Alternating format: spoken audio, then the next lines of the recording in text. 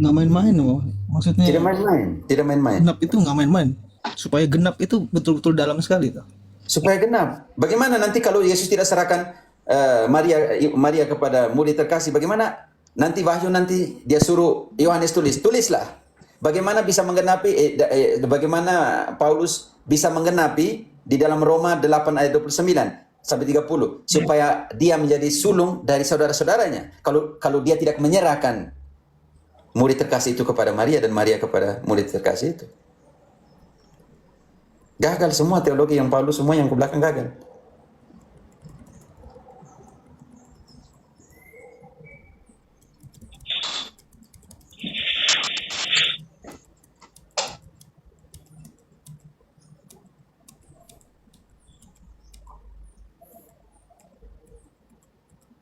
Kalian diam semua, saya jadi takut lagi nih. Boleh tanya, Mau masih baru enggak mau Iya pastor. bahwa ada baru enggak mau itu apa? Lagi loading Salah Romo. satu apa namanya? Lagi Salah roaming. satu apa inilah ibumu, anak inilah ibumu itu juga supaya genap itu baru enggak gitu. Ya kenapa dikatakan supaya menggenapi setelah dia menyerahkan ibunya? Ini pertanyaan mendasar sekali, sangat sangat mendalam. Supaya ingat kembali Kejadian 3:15. Nanti Wahyu mengatakan wanita ini punya keturunan yang lain. Supaya Roma nanti ketika dia Roma, coba bantu dong Roma 8 ayat 29 selanjutnya sedikit sampai 31 32. Supaya dia menjadi yang sulung dari antara saudara-saudaranya. Nanti Ibrani menulis di dalam Ibrani 2 ayat 17 dia omong tentang apa? Peristiwa kunci, peristiwa salib itu. Ketika dia mengatakan inilah ibumu, inilah anakmu, ingat kembali. Kepenuhan dari mana? Kepenuhan dari memenuhi apa? Kejadian 3:15. Nanti imbasnya dalam pengertian konsekuensinya nanti di ayat-ayat setelah Injil. Contoh salah satunya di sini. Yolita, Roma, Paulus itu tidak menulis suka-suka, dia menulis punya sebuah teologi yang hebat banget. Contoh nih, kita mau bantu di situ. Roma 8 ayat 29 selanjutnya bagaimana memahami hal itu. Rex, kalau tidak ada peristiwa salib ketika Yesus mengatakanlah ini anakmu, inilah ibumu, maka Yesus tidak akan menjadi yang sulung. Karena peristiwa salib itulah Paulus menulis Roma 8 ayat 29 dalam refleksi seperti ini. Yulita. Sebab semua orang yang dipilihnya dari semula, mereka juga ditentukannya dari semula untuk menjadi serupa dengan gambar anaknya, supaya ia, anaknya itu menjadi yang sulung di antara banyak saudara. Oh, menjadi yang sulung dia banyak saudara. Yang dipilihnya sejak semula. Kita kebongkar siapa yang dia pilih di Markus 3:13. Dia naik ke gunung dan memilih para rasul dan semua yang dikehendaki dan semuanya. Sekarang dia menjadi sulung dari saudara-saudaranya. Dan mereka ini, saudara-saudaranya ini, Yulita, lanjut ayatnya. Lanjutnya. Ya. Ayat 30 maksudnya begitu. Mereka yang ditentukannya dari Kata semula, ayat 29. mereka itu. Dari 29. Sebab semua orang yang dipilihnya dari semula, mereka juga ditentukannya dari semula untuk menjadi serupa dengan gambar anaknya, supaya ia, anaknya itu menjadi yang sulung di antara banyak saudara. Mereka yang ditentukannya dari semula, mereka itu juga yang dipanggilnya. Mereka yang dipanggilnya, mereka itu juga yang dibenarkannya. Mereka yang dibenarkannya, mereka itu juga yang dimuliakannya. Dan di sini dia sebagai imam besar yang saudara-saudaranya punya kesetaraan dengan dia. Kata setara ini ditekankan kembali di dalam Ibrani 2 ayat 17.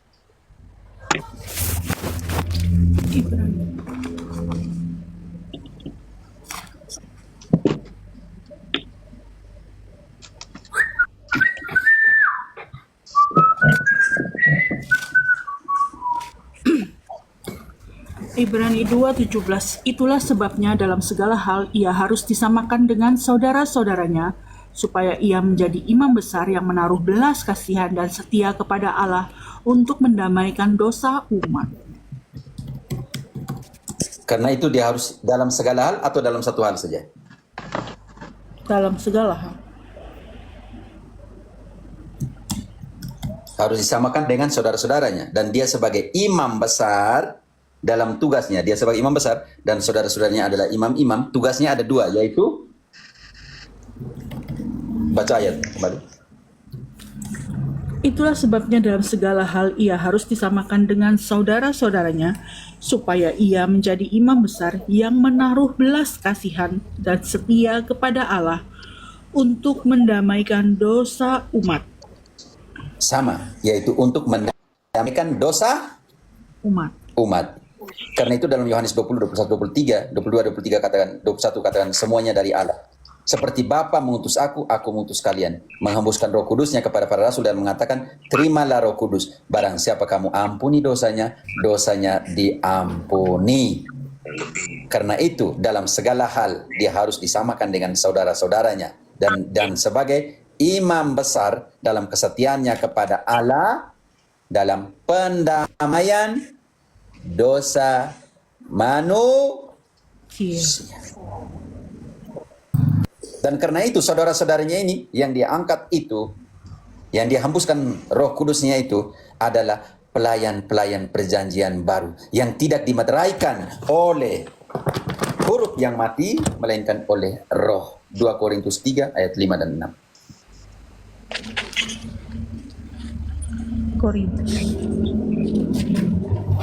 2 Korintus 3 ayat 5 dan 6. Siapa mau baca Om Tom? Ayat 5 dan 6. Di sini saya boleh habis ini. Ya, ayat 5 Om Tom siapkan 2 Korintus 5 ayat 18 sampai 21. Larinya ke sana. Oke. Dengan diri kami sendiri, kami tidak sanggup untuk memperhitungkan sesuatu seolah-olah pekerjaan kami sendiri tidak. Tidak, kesanggupan kami adalah pekerjaan Allah. Dialah yang membuat kami juga sanggup menjadi pelayan-pelayan dari suatu perjanjian baru yang tidak terdiri dari hukum yang tertulis, tetapi dari roh. Sebab hukum yang tertulis mematikan, tetapi roh menghidupkan. Maka Yesus bilang, menurut ayat ini, kamu saya angkat jadi tukang hapus dosa. Tidak, dia hembuskan Roh Kudusnya. Menghembuskan Roh Kudusnya dan mengatakan, terimalah Roh Kudus. Barang siapa kamu ampuni dosanya, dosanya diampuni. Karena itu Paulus bilang begini, sejalan dengan Yesus, kami adalah pelayan-pelayan dari perjanjian baru yang tidak dimeteraikan oleh huruf yang mati, huruf ini yang tertulis, sebab huruf yang tertulis itu mematikan, tetapi roh itu menghidupkan. Karena itu di dalam Protestantisme mereka pikir kitab suci jatuh di mereka pun kepala, dan kitab suci mengatakan keluar suara dari keliling Alkitab ini mengatakan Efrasoru. Siapa lagi? Saya mengangkat engkau menjadi gembala. Mereka pikir ada suara yang keluar dari sini. Mereka menyembah kitab sucimu. Ya, biblisme namanya. Bibli idolatra. Yang ke dalam sini ada penyembahan berhala kepada kitab suci. Ini yang harus kita hati-hati. Karena itu dia harus disetarakan dengan saudara-saudaranya dalam segala hal. Dalam kesetiaannya kepada Allah sebagai imam besar di dalam pendamaian dosa manusia. Dan kami adalah pelayan-pelayan perjanjian yang baru yang dimeteraikan oleh Roh Kudus. Kapan? Dia menghembuskan Roh Kudusnya, terimalah Roh Kudus, barang siapa kamu ampuni dosanya, dosanya akan diampuni. Karena itu dalam 2 Korintus 5 ayat 18 katakan seperti ini, semuanya dari Allah. Om Thomas. Um, 2 Korintus 5 Ayat 18 21. Oke. Semuanya dari Dan Allah. semuanya dan semuanya ini dari Allah yang dengan perantara Kristus telah mendamaikan kita dengan dirinya dan yang telah mempercayakan pelayanan pendamaian itu kepada kami. Sebab Allah mendamaikan dunia dengan dirinya oleh Kristus dengan tidak memperhitungkan pelanggaran mereka. Ia telah mempercayakan berita pendamaian itu kepada kami. Om Thomas. Dan yang mempercayakan berita pendamaian itu kepada kami. Dan ingat Ibrani 2:17 tadi, mendamaikan dosa manusia. Terimalah Roh Kudus, barang siapa kamu ampuni dosanya, dosanya diampuni. Lanjut Om Thomas. Jadi kami ini adalah utusan-utusan Kristus, seakan-akan Allah menasehati kamu dengan perantaran kami. Dalam nama Kristus kami meminta kepadamu, berilah dirimu didamaikan dengan Allah. Dia yang tidak mengenal dosa telah dibuatnya menjadi dosa karena kita, supaya dalam Dia kita dibenarkan oleh Allah. Pendamaian Sah. dosa. Yang lain bilang, Om Thomas, engkau kan disuruh pergi mengaku langsung kepada Tuhan Allah, toh? Tapi lucu ya, sampai Daud pun yang berzina dengan istri Uria, Betseba, dia harus pergi mengaku di siapa? Di Nabi Nathan. Ya, Nabi Nathan. Kalau ngaku dosa ke pendeta jadi gosip nanti. Bahaya sekali. Bahaya sekali.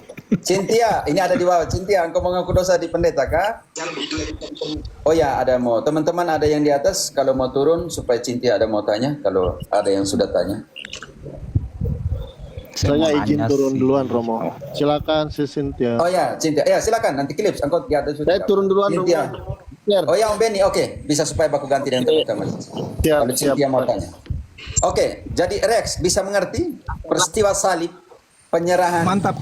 Penyerahan Yesus ibunya kepada murid terkasih itulah penggenapan dari semua. Sangat luar biasa. Baru Dan tadi ingat, speechless. dan engkau mau tahu posisi gereja Roma di dalam hal penggenapan Kejadian 3:15. Kita baca dulu Kejadian 3:15. Yulita, engkau Kejadian 3:15. Thomas, engkau siap Roma 16 ayat 20.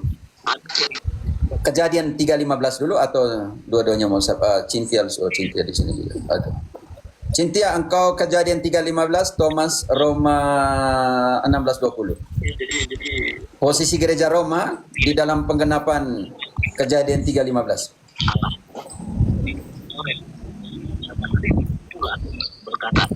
Bentar Romo, Kejadian 3:15 ya. Oke, ya Yulitas ya. Kejadian dulu apa? Oke. Kejadian nanti Om Thomas, nanti Roma 16:20. Tidak tahu siapa yang duluan ini. Aku akan mengadakan permusuhan antara engkau dan perempuan ini, antara keturunanmu dan keturunan-keturunannya, dan meremukkan kepalamu, dan engkau akan meremukkan tumitnya. Oke, keturunan perempuan ini akan meremukkan mungkin Ishak bisa mengerti kepalanya. Om Thomas, sekarang Roma 16 ayat 20. Apa yang terjadi di situ? Setan di hadapan gereja Roma. Roma 16 ayat 20. Semoga Allah sumber damai sejahtera segera akan menghancurkan iblis di bawah kakimu. Karena karunia Yesus Tuhan kita menyertai kamu. Rex, surat kepada Roma loh. Kasih karunia Allah akan meremukkan iblis di bawah kakimu, gereja Roma. Itu kan surat gereja Roma. Cynthia, suara anak hati-hati. Suruh saya nanti diri. Nanti kena ban ada suara anak. Bisa mengerti? Rex, Om Thomas. Kalian buka di surat Paulus yang lain tidak akan temukan ayat 19, ayat 20 yang dibaca ulang Om Thomas. Ya, kalau baca dari awal gitu kayak gak ada, kayak artinya tuh kayak biasa-biasa aja, coba pas disambung kayak gitu kayak kayak mind blowing. Coba baca ulang ayat 20-nya. Karena kita omong tentang Roma nanti, salam yang terakhir kepada semua. Di ayat 16 itu dia omong salam-salam semua dan semua gereja Kristus menyalami Roma dan semua tata sampai di ayat 20 itu penting sekali. Sebelum menutup. Dia salamnya gimana? Ya ayat 20 ya Roma ya. Yang ayat 20 yang tadi. Oke.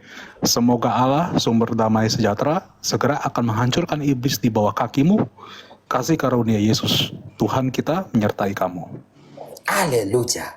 Dan dia tutup surat Roma? Tutup yang paling ujung ya Roma ya, yang 27 ya, ayat 27. Ya. Dan itu hal-hal terakhir untuk menutup surat Roma. Dan itu hanya salah satu surat yang mengatakan gereja Roma, Allah, kasih karunia Allah akan meletakkan iblis di bawah kakimu. Dan ingat kembali bahwa perempuan ini punya keturunan. Maka apa yang dikatakan dalam Wahyu 12 ayat. Tolong naik langsung mute ya teman-teman. Kamu komentar lagi. Moderator. Iblis baik Supaya hati. jangan potong-potong. Karena itu Wahyu 12 ayat 17 penting sekali. Dasarnya kelembutan. Bencinya setan itu, iblis itu kepada perempuan ini dan pergi menyerang keturunan yang lain. Yang mempunyai hukum-hukum Allah dan yang menjadi saksi Kristus. Dan kepada Roma dikatakan kasih karunia Allah akan meletakkan iblis di bawah kaki. Walaupun mereka akan memusuhkan, mereka akan dimusuhi oleh, walaupun setan akan memusuhi engkau, tapi ingat, kasih karunia Allah akan meletakkan iblis di bawah kaki. Makanya sampai sekarang Gereja Katolik tidak pernah runtuh. Setia selama 2000 tahun. Engkau keluar dari Gereja Katolik silakan, tapi kekatolikan tetap setia selama lebih dari 2000 tahun. Romo, sorry, yang ayat yang seluruh gereja menyalami Roma itu yang Ayat gimana ya, Romo? 16 Roma yang sama. Oh, 16. Oke, siap. Jemaat engkau ganti gereja, oke.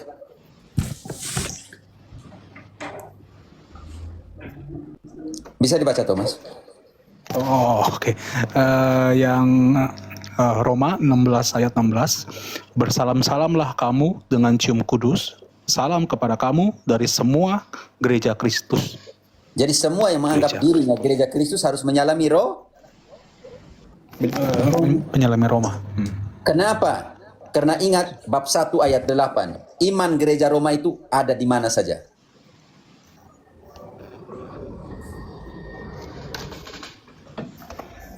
Roma bab 1 ayat ke-8. Roma 1:8. Baik hati di ajaran itu. Oke. Roma 1 ayat 8.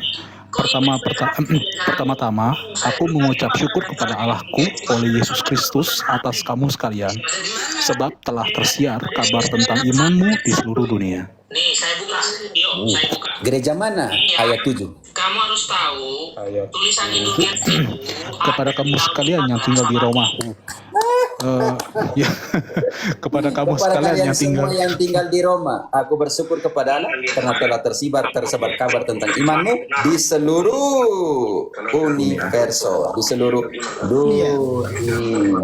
Makanya kekatolikan itu artinya di seluruh, semua, segala. Cuma Makanya betapa pentingnya Roma. Ingat dari saat itu sampai sekarang. Kabar tentang iman Roma telah tersebar di seluruh dunia. Itu juga masih protes, masih melawan, masih tidak percaya. Baca toh kitab suci baik-baik. Jangan sampai ayat ini kalian menghindar. Romo, ini yang surat Roma ini ditulis saat Rasul Petrus sudah meninggal ya, Romo ya? Belum, tahun 54. Belum. Roma ditulis tahun 54-55. Bayangkan. Jadi gini kan ada jemaat lain yang mungkin lebih tua dari Roma tuh kayak Antioquia begitu. Tesalonika ditulis 50. Tapi dari segi surat, kalau yang paling tua Yerusalem. Oh, kenapa dia? Ya? Roma ditulis tahun 54-55. Oke, terima kasih, Pak. Om Ambrose tidak ikut Zoom kah? Lihat ini tahun-tahun penulisan. Sebentar saya buka di sini. Di kursus kitab suci itu di bagian pertama. Saya menyusul belakangan. Kursus inisiasi, kursus kitab suci, edisi 1, oke, belajar 1. Tapi bahasa Spanyol ya teman-teman. Nanti kita sampai di bahasa Spanyol yang kalian tidak mengerti tidak. Ini edisi 1-nya, kompilasi sampai di bab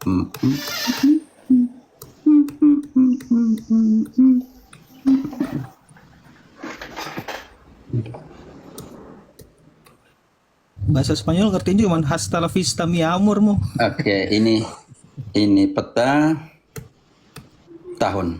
Lihat teman-teman ya. Bisa lihat ini kah? Bisa lihat semua ya. Kapan kitab suci ditulis? Ingat bahwa tradisi lisan, contohnya Pentateuk ya. Pentateuk itu dimulai dari tahun dari para nabi ya, sekitar tahun 800 sebelum Masehi, dan penulisannya itu di zaman Restoradores, artinya di zaman di sini sekitar pembuangan Babilonia. Setelah pembuangan Babilonia, Pentateuk habis selesai ditulis. Oke. Kitab-kitab sejarah mulailah kalau titik-titik kecil ini teman-teman ini tradisi lisan. Kalau titik yang agak besar di sini itu adalah di mana kompilasi-kompilasi kecil. Dan kitab ini ditulis sekitar oleh para imam, golongan imam, sekitar tahun akhir sebelum tahun 400, sekitar 500 ke bawah ya, sebelum 400. Ditulis bagian pertama. Dan bagian kedua, yang ini perjanjian lama punya ya teman-teman, itu tahun 100 sebelum kedatangan Yesus. Nabi-nabi. Tapi ini kita tinggalkan sedikit perjanjian lama, perjanjian baru. Supaya langsung ke datanya tadi. Perjanjian lama, surat-surat Paulus, ini penting sekali ya teman-teman. Surat-surat Paulus ditulis pertama, oke? Surat-surat Paulus dari zaman Yesus, kebangkitan, setelah kebangkitannya, dari pertobatannya bab 9, dalam Kisah Para Rasul, dimulailah dengan titik-titik kecil. Teman-teman, kalau titik-titik kecil ini adalah tradisi lisan, oke? Kalau yang garis besar hitam ini adalah penulisan. Jadi penulisan surat-surat Paulus itu dimulai tahun 50 Tesalonika sampai dengan sebelum kematiannya 65. Ini tulis. Injil dari tradisi lisan dari Yesus, ingat ini Yesus di atas ini Jesus, pelan-pelan jadi tradisi lisan sampai dengan tahun 70. Jadi Injil itu ditulis sekitar tahun 70 sampai dengan tahun 80. Sedangkan surat-surat yang lain seperti Yohanes punya, yang terakhir ditulis itu ditulis tahun 100. Akhir penulisan itu adalah tahun 100. Lihat ini, teman-teman. Jadi simbol titik-titik adalah tradisi oral. Titik lebih besar, yang ini contohnya titik lebih besar adalah kompilasi kecil, tulisan-tulisan kecil. Lalu redaksi finalnya adalah garis besar seperti ini. Jadi kalau mau tanya tadi, surat-surat Paulus itu ditulis pertama tahun 50 sebelum Injil. Injil ditulis sekitar tahun 70. Jadi sebelum menjadi Injil tertulis, maka semuanya itu ada di tradisi lisan, tradisi oral. Karena itu dalam 2 Tesalonika, bantu dulu dalam 2 Tesalonika, Thomas 1 sampai 2 Tesalonika 2 ayat 15, setialah berpegang teguhlah terhadap pengajaran yang kamu terima dari kami, baik pengajaran lisan dalam bahasa Yunani paradosis dan pengajaran tertulis. Ini penting sekali teman-teman. Yang kami terima itulah yang kami teruskan. Bukan yang kami terima tertulis, tidak, lisan dan tertulis. Ini penting sekali ya teman-teman. Jadi lihat dari tahun-tahun penulisan ini kita mengerti, oh ternyata itu seperti ini. Oh ternyata itu seperti ini. Bayangkan, kisah Abraham tidak dimulai ditulis. Dia yang menyelesaikan Pentateuk itu baru sekitar akhir tahun 500 sampai dengan awal tahun 400 sebelum Masehi. Makanya kalau bilang kitab suci, sola scriptura, kitab suci jatuh langsung dari surga, itu kita bingung semua nanti. Protestan punya lebih ke sebelah atau lebih ke Kristen? Tanda-tandanya seringkali ada di Maaf. senyum setengah Dalam bahasa Spanyol, jangan sampai kalian tidak mengerti. Oke, Cynthia, mau naik tanya tadi. sepele tetapi terasa Romo buat VT-nya Romo. tidak selalu berarti sesuatu. Di Epifani kok. Ya, Romo. Ya. Mereka menjadi indikasi Romo, saya mau tanya ya Romo ya. Kan kita tahu di dalam kasusnya Markus ayat 9, Markus bab 9 ayat 38 sampai 41 itu kan di mana ada seseorang yang bukan pengikut tetapi mengusir setan demi nama Tuhan. Tetapi kan Tuhan itu ada berkata jangan kamu cegah. Nah, Oke, itu kita baca, maksudnya nanti saya gimana jelaskan. Romo? Apakah kita kita tidak diperbolehkan mencegah orang melakukan praktek-praktek mujizat yang memakai nama Tuhan gitu Romo? Padahal kan zaman sekarang kan banyak sekali penyesatan gitu loh Romo. Apa yang harus kita lakukan? Itu aja Romo. Oke. Tapi engkau harus baca kembali Markus 9 ayat 38 sampai dengan 40 di dalam konteks. Nanti di ayat 39 Yesus menggunakan kata pertama tunggal saya. Tetapi nanti di ayat 40 Yesus beralih kepada kita. Tanda-tanda ini Oke, silakan siapa yang mau baca? Kita dari ayat 37 dulu pelan-pelan. Oke. Ayat 37 ya Romo. Barang siapa menyambut seorang anak seperti ini dalam namaku, ia menyambut aku. Dan barang siapa menyambut aku, bukan aku yang disambutnya, tetapi dia yang mengutus aku. Oke. Lanjut ayat 38 ya Romo. Ya, tahan dulu pelan-pelan. Jadi Yesus bawa pelan-pelan membandingkan kesetiaan seorang anak dalam penerimaan sebuah doktrin seolah ada upaya untuk mengimbangi Setia. Anak-anak tuh hebat banget ya. Sekarang kita lanjut ke ayat 38. ada keadaan emosional Ada Yohanes datang kepada yang Yesus. menyelaraskan ulang dan dampaknya Kata Yohanes kepada Yesus, "Guru, kami lihat seorang yang bukan pengikut kita mengusir setan demi namamu. Lalu kami cegah orang itu, karena ia bukan pengikut kita." Tetapi kata Yesus, "Jangan kamu cegah dia, sebab tidak seorang pun yang telah mengadakan mujizat demi namaku dapat seketika itu juga mengumpat aku." Tahan dulu, Barang Cintia, jangan terlalu cepat. Ayat penting. sebaliknya Ayat 38, Yohanes datang kepada Yesus, komplain. Ada orang yang mengusir setan atas nama.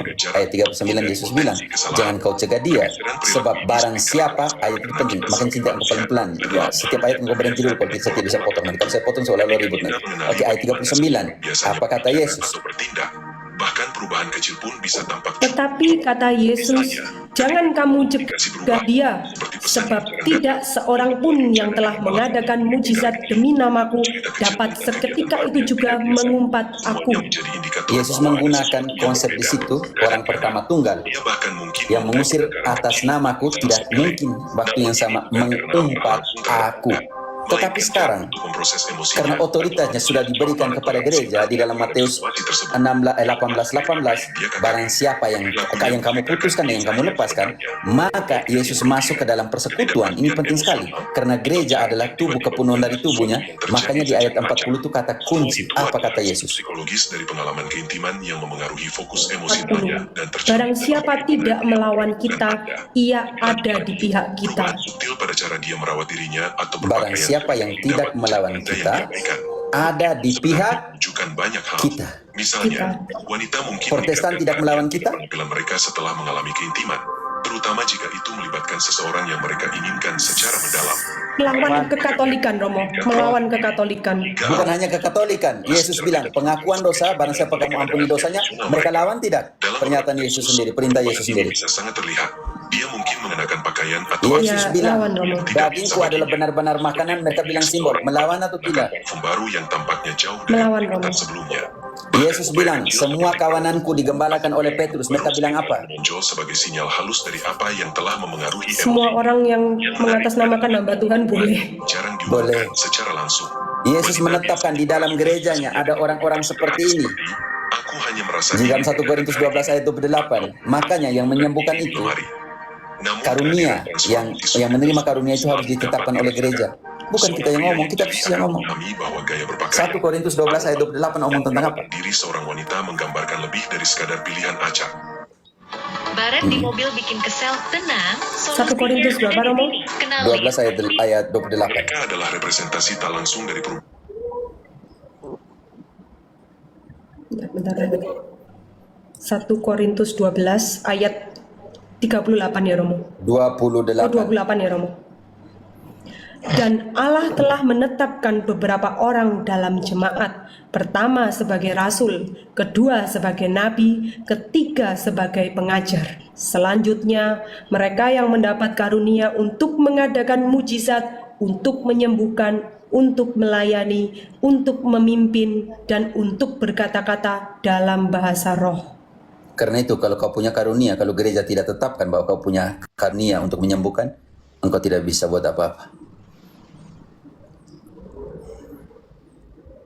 Dan mereka seperti ini bagaimana? Yesus sudah katakan, itu adalah Kristus palsu, Mesias palsu.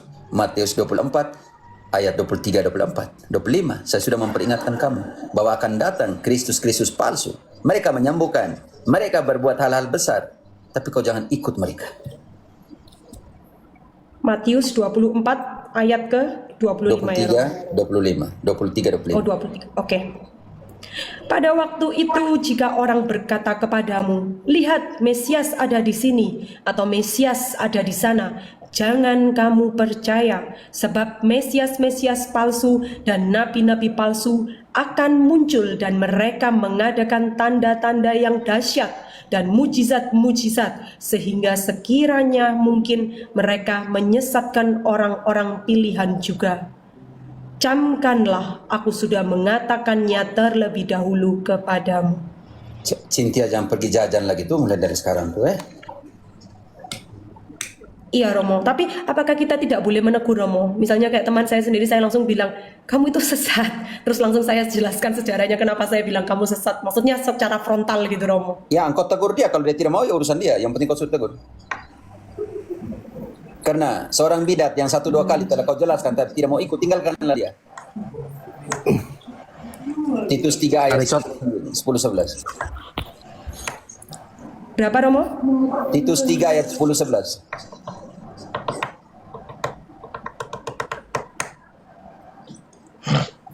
Titus 3 ayat 10. Seorang bidat yang sudah 1-2 kali kau nasihati, hendaklah engkau jauhi. Engkau tahu bahwa orang yang semacam itu benar-benar sesat dan dengan dosanya menghukum dirinya sendiri. 2 Timotius 3 ayat 5. Tinggalkan mereka, tidak usah repot. Yang penting kau suruh tegur,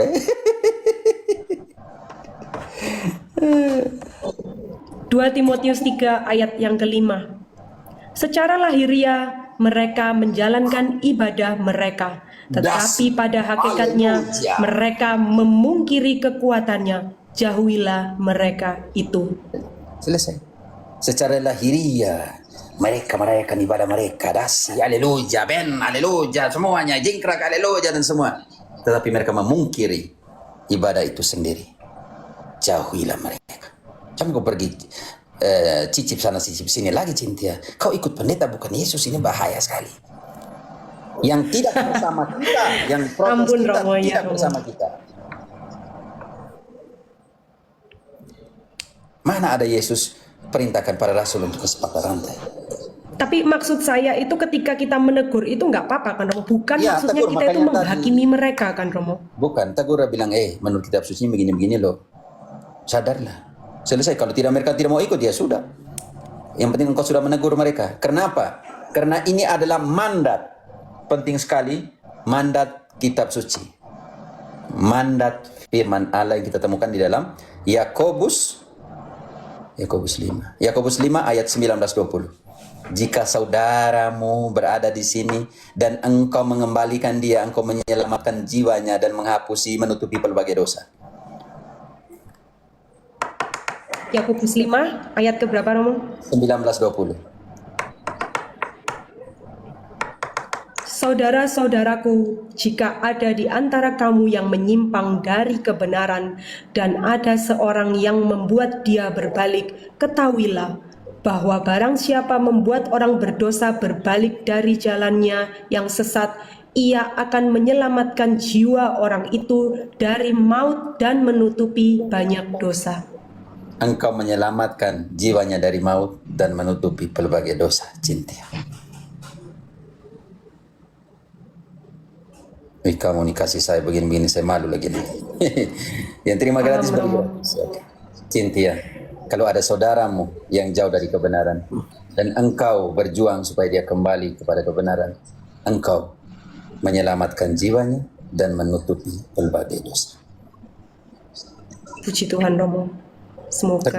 Omong dengan hati, omong dengan jiwa, omong dengan ketawahan. Jangan engkau langsung lapis-lapis.